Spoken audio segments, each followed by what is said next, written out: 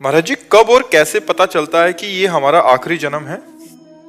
पेट भर जाता है तो किसी दूसरे से प्रमाणित नहीं करना पड़ता कि आप बताना जरा, हम छक जाएं तो नहीं।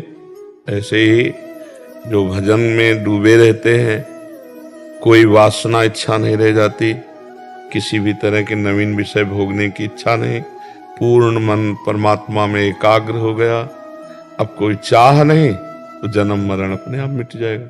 जन्म मरण दो कारण से होता है, एक चाह और दूसरी आसक्ति। किसी वस्तु व्यक्ति स्थान में आसक्ति और भोगों की चाह, यही हमारे जन्म मरण का हेतु है।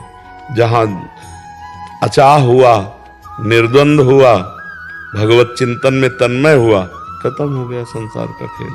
पर ये कहना बहुत सरल है, करना बहुत कठिन है। निरंतर नाम जप करे और सब में भगवत भावना करे तो आसक्ति खत्म हो जाएगी, और भगवान जैसे हमें रखें वैसे हम संतुष्ट रहें तो हमारी चाहत मिट जाएगी। चाह मिट जाए और आसक्ति मिट जाए, बस खत्म हो गया। जन्म मरण इसी से खत्म हो। जब हृदय में कोई चाह न रह जाए, कोई भोग भोगने की इच्छा जागृत न हो, कोई मान प्रतिष्ठा पद आदि की चाह न हो, तो वही भगवान की प्राप्ति के योग्य हृदय हो जाता है। पर इसके लिए बहुत साधन करना पड़ता है, कोई ऐसा थोड़ी कि ऐसे हो जाएगा। हाँ, ब्रह्मचर्य से रहना, नाम जप करना, पवित्र आहार, पवित्र शास्त्रों का स्वाध्याय, सबके प्रति परोपकार की भावना, तब कहीं जाकर वृत्तियां आती हैं। इसीलिए लोग सत्य मार्ग से लुढ़क करके फिर पाखंड और दंभ में चले जाते हैं, क्योंकि ये चढ़ाई है, इसमें सब इंद्रियों को रोकना है। तो इंद्रियों को रोकना तो बहुत कठिन होता है। जो कामना हुई उसको दबा दो, सोई वीर हो जाओगे, महान वीर हो जाओगे।